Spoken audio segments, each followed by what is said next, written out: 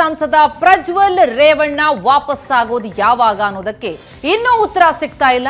ಆದ್ರೆ ಈಗ ಪ್ರಜ್ವಲ್ ಶರಣಾಗುವ ಟೈಮ್ ಬಂತ ಅಂತ ಅನಿಸ್ತಿದೆ. ಯಾಕಂದ್ರೆ ಪ್ರಜ್ವಲ್ ನಾಪತ್ತೆಯಾಗಿ ಇವತ್ತಿಗೆ 28 ದಿನ ಆಯಿತು. ಈ ಸಂದರ್ಭದಲ್ಲಿ ಗೌಡ್ರು ಹಾಗೂ ಕುಟುಂಬದ ಕೆಂಗಣ್ಣಿಗೆ ಪ್ರಜ್ವಲ್ ಗುರಿಯಾಗಿದ್ದಾರೆ. ದೇವೇಗೌಡರ ಕೆಂಗಣ್ಣಿಗೆ ಪ್ರಜ್ವಲ್ ಗುರಿಯಾಗಿದ್ದಾರೆ. ಹಾಗಾಗಿ ಪ್ರಜ್ವಲ್ ವಾಪಸ್ ಬರಬಹುದು, ಶರಣಾಗಬಹುದು ಅಂತ ಊಹಿಸಲಾಗ್ತಾ ಇದೆ. ಈಗಾಗಲೇ 48 ಗಂಟೆಗಳ ಡೆಡ್ಲೈನ್ ಕೊಟ್ಟಿದ್ರು HDK.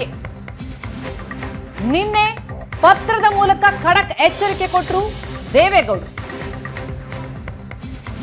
ಎಚ್ಚರಿಕೆಯ ನಂತರವಾದರೂ ಹಾಗಿದ್ರೆ ಪ್ರಜ್ವಲ್ ವಾಪಸ್ ಆಗ್ತಾರಾ?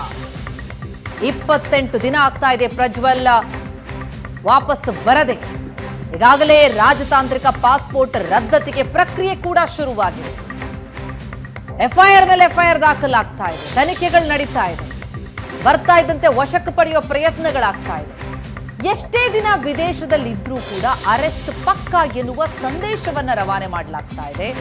SIT ಕೂಡ ಎಲ್ಲಾ ರೀತಿಯ ಕಾನೂನಾತ್ಮಕ ಪ್ರಯತ್ನಗಳನ್ನು ನಡೆಸ್ತಾ ಇರುವ ಸಂದರ್ಭದಲ್ಲಿ ಪ್ರಜ್ವಲ್ ಬರದೇ ಹೋದ್ರೆ ಕುಟುಂಬದ ಕೆಂಗಣ್ಣಿಗೂ ಗುರಿಯಾಗುವ ಎಚ್ಚರಿಕೆ ಖುದ್ದು ಅಜ್ಜ ದೇವೇಗೌಡರಿಂದ ಸಿಗ್ತಾ ಇರುವಂತಹ ಹಿನ್ನೆಲೆಯಲ್ಲಿ ಬರಬಹುದಾ ಪ್ರಜ್ವಲ್? HDK ವಾರ್ನಿಂಗ್ ಬಳಿಕ ಪ್ರಜ್ವಲ್ ವಾಪಸ್ಸಾಗುವ ಸಾಧ್ಯತೆ. ಭಾರತಕ್ಕೆ ಬರ್ತಾ ಇದ್ದಂತೆ ಬಂಧನಕ್ಕೆ SIT ಒಂದು ಕಡೆ ಸಿದ್ಧತೆಯನ್ನ ನಡೆಸಿದೆ. ಅದರ ಜೊತೆಯಲ್ಲಿ ರಾಜತಾಂತ್ರಿಕ ಪಾಸ್ಪೋರ್ಟ್ ಅನ್ನ ರದ್ದುಗೊಳಿಸೋದಕ್ಕೆ ಪ್ರಕ್ರಿಯೆಗಳು ಶುರುವಾಗಿದೆ. ಇದೆಲ್ಲದರ ಮಧ್ಯೆ ಕುಟುಂಬದಿಂದ ಬಹಳ ದೊಡ್ಡ ಎಚ್ಚರಿಕೆ. ಅದರಲ್ಲೂ ದೇವೇಗೌಡರು ಓಪನ್ ಆಗಿ ನಿನ್ನೆ ಪತ್ರದ ಮೂಲಕ ಖಡಕ್ ಎಚ್ಚರಿಕೆ ಕೊಟ್ಟಿದ್ದಾರೆ. ಹಾಗಾಗಿ ಪ್ರಜ್ವಲ್ ವಾಪಸ್ ಆಗ್ತಾರಾ? ಈ ಬಗ್ಗೆ ಹೆಚ್ಚಿನ ಡೀಟೇಲ್ಸ್ ಕೊಡ್ತಾರೆ ನಮ್ಮ ಪ್ರತಿನಿಧಿ ಚೇತನ್, ನೇರ ಸಂಪರ್ಕದಲ್ಲಿ ಜಾಯ್ನ್ ಆಗಿದ್ದಾರೆ. ಚೇತನ್, ನಿನ್ನೆ ದೇವೇಗೌಡರು ಖಡಕ್ ಆಗಿ ವಾರ್ನಿಂಗ್ ಕೊಟ್ಟಿದ್ದಾರೆ. ಆದಷ್ಟು ಬೇಗ ದೇಶಕ್ಕೆ ಬರಬೇಕು, ಬರಲಿಲ್ಲ ಅಂದ್ರೆ ಕುಟುಂಬದವರ ಕೆಂಗಣ್ಣಿಗೆ ಗುರಿ ಆಗ್ಬೇಕಾಗತ್ತೆ, ಕುಟುಂಬದಿಂದನೇ ಹೊರಗಡೆ ಇಡಬೇಕಾಗತ್ತೆ ಅನ್ನುವಂತಹ ಖಡಕ್ ವಾರ್ನಿಂಗ್ ಅನ್ನ. ಹಾಗಾದ್ರೆ ಪ್ರಜ್ವಲ್ ಬರುವಂತಹ ಸಾಧ್ಯತೆ ಎಷ್ಟಿದೆ ದೇವೇಗೌಡರ ಈ ಎಚ್ಚರಿಕೆಯಿಂದ ಅಂತ? ಪ್ರಗತಿ, ಇವಾಗ ಆಲ್ರೆಡಿ ಪ್ರಜ್ವಲ್ ರೇವಣ್ಣ ಅವರನ್ನು SIT ಅಧಿಕಾರಿಗಳು ಕೂಡ ಟ್ರ್ಯಾಕ್ ಮಾಡ್ತಿರೋವಂಥದ್ದು. ಎಲ್ಲಿದ್ದಾನೆ, ಏನು ಮಾಡ್ತಿದ್ದಾನೆ ಅನ್ನೋದ್ರ ಬಗ್ಗೆ ಎಲ್ಲ ರೀತಿಯಾದಂಥ ಒಂದು ಮಾಹಿತಿ ಇದೆ. ಅಂದರೆ ನಿನ್ನೆ ಖುದ್ದು ದೇವೇಗೌಡರು ಒಂದು ಪತ್ರವನ್ನು ಬರೆದು ನಮ್ಮ ಒಂದು ಕುಟುಂಬದ ಕೋಪಕ್ಕೆ ತುತ್ತಾಕಬೇಕಾಗತ್ತೆ, ಆದಷ್ಟು ಬೇಗ ಬಂದು ಕಾನೂನಿನ ಕಾನೂನೇನಿದೆ ಅದನ್ನು ಪಾಲನೆ ಮಾಡಿ ಅವರಿಗೆ ಒಂದು ವಿಚಾರಣೆಗೆ ಹಾಜರಾಗಬೇಕು ಅಂತ ಅಂದ್ಬಿಟ್ಟು ಸೂಚನೆಯನ್ನು ಕೊಟ್ಟಿರುವಂಥದ್ದು. ಈ ಹಿಂದೆನೂ ಕೂಡ ಏನು ಚಿಕ್ಕಪ್ಪ ಕುಮಾರಸ್ವಾಮಿ ಅವರು ಕೂಡ ಇದೇ ರೀತಿಯಾದಂಥ ವಾರ್ನಿಂಗನ್ನು ಪ್ರಜ್ವಲ್ ರೇವಣ್ಣ ಅವ್ರಿಗೆ ಕೊಟ್ಟಿದ್ರು. ಆದರೆ ಪ್ರಜ್ವಲ್ ಯಾವುದೇ ರೀತಿಯಲ್ಲೂ ಕೂಡ ತಲೆ ಕೆಡಿಸ್ಕೊಂಡಿರಲಿಲ್ಲ. ಇದೀಗ ಪ್ರಜ್ವಲ್ ಬರಲೇಬೇಕಾಗುವಂಥ ಒಂದು ಅನಿವಾರ್ಯತೆ ಸಿಗಾಕೊಂಡಿದೆ. ಯಾಕಂದರೆ ಯಾವಾಗ ಬಂದರೂ ಕೂಡ ಅರೆಸ್ಟ್ ಆಗೋದಂತೂ ಕನ್ಫರ್ಮು.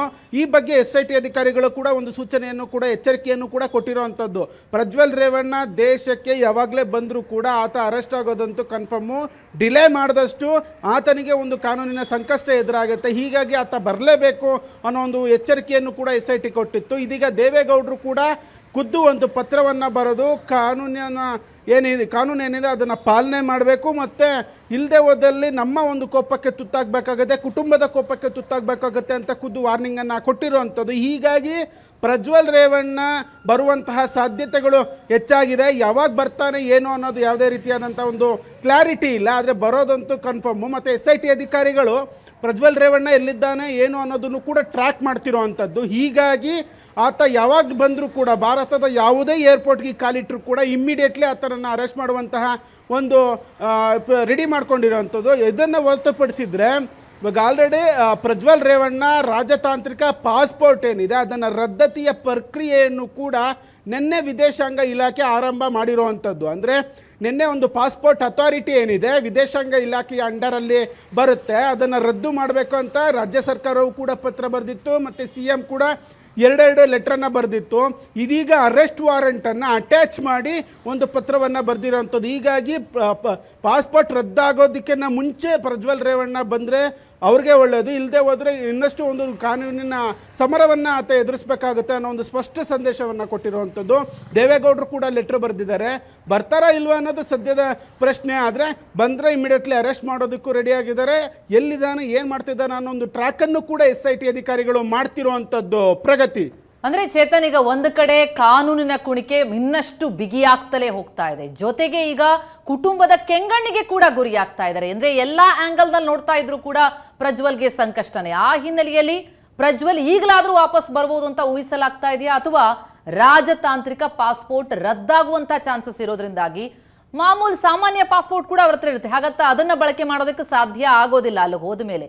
ಎಲ್ಲ ಆಂಗಲ್ ನಲ್ಲೂ ಗಮನಿಸ್ತಾ ಹೋದಾಗ ಈಗ ಒಂದು ರೀತಿಯಲ್ಲಿ ಸಿಲುಕೊಂಡಂತಾಗಿದೆ ಪ್ರಜ್ವಲ್. ವಾಪಸ್ ಬರೋದೊಂದೇ ದಾರಿನ ಪ್ರಜ್ವಲ್ ಪಾಲಿಗೆ ಅಂತ.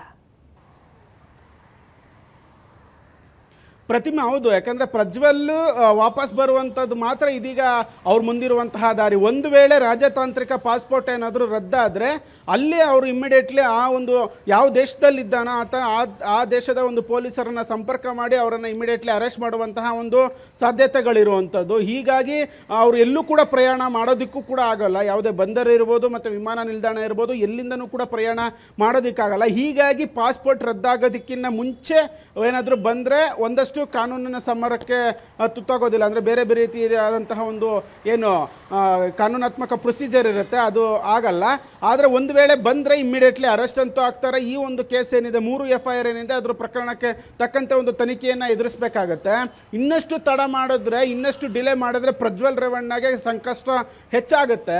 ಒಂದು, ಪಾಸ್ಪೋರ್ಟ್ ರದ್ದತಿ ಆಗುತ್ತೆ, ಮತ್ತು ಇಮ್ಮಿಡಿಯೇಟ್ಲಿ ಅರೆಸ್ಟ್ ಅಲ್ಲಿನ ಪೊಲೀಸರ ಸಹಾಯವನ್ನು ಪಡ್ಕೊಂಡು ಅಥವಾ ಇಲ್ಲಿಯವರೇ ಅಲ್ಲಿಗೆ ಹೋಗಿ ಆತನನ್ನು ಇಮ್ಮಿಡಿಯೇಟ್ಲಿ ಅರೆಸ್ಟ್ ಮಾಡುವಂತಹ ಒಂದು ಕೆಲಸನೂ ಕೂಡ ಆಗುತ್ತೆ. ಇದು ಏನು ಕೇಸ್ನ ಪ್ರೊಸೀಜರ್ ಆದರೆ, ಅಂದರೆ ಕುಟುಂಬವೂ ಕೂಡ ಈ ಹಿಂದೆನೂ ಕೂಡ ವಾರ್ನಿಂಗ್ ಕೊಡ್ತಾನೆ ಬಂದಿತ್ತು. ಕುಮಾರಸ್ವಾಮಿ ಅವರು ಕೊಟ್ಟರು, ದೇವೇಗೌಡರು ಒಂದು ವಾರ್ನಿಂಗನ್ನು ಕೊಟ್ಟಿರುವಂಥದ್ದು ನಿನ್ನೆ ಪತ್ರ ಬರೆದು. ಹೀಗಾಗಿ ಕುಟುಂಬದ ಕೋಪ, ಕಾರ್ಯಕರ್ತರ ಕೋಪ, ಜನರ ಕೋಪ ಎಲ್ಲವನ್ನೂ ಕೂಡ ಆತ ಒಪ್ಕೊಳ್ಬೇಕಾಗತ್ತೆ. ಬಂದರೆ ಇಮ್ಮಿಡಿಯೇಟ್ಲಿ ಅರೆಸ್ಟ್ ಮಾಡ್ತಾರೆ, ಕಾನೂನಿನ ಪಾಲನೆ ಮಾಡಲಿ ಅಂತ ಸೂಚನೆ ಕೊಟ್ಟಿರುವಂಥದ್ದು. ಹೀಗಾಗಿ ಬರುವಂತಹ ಸಾಧ್ಯತೆಗಳು ತುಂಬ ಹೆಚ್ಚಿದೆ. ಯಾವಾಗ ಬರ್ತಾನೆ ಏನು ಅನ್ನೋದು ಸದ್ಯದ ಪ್ರಶ್ನೆ ಆಗಿರುವಂಥದ್ದು. Pratima. Yes Chetan, thank you so much ತಮ್ಮೆಲ್ಲ ಮಾಹಿತಿಗೆ.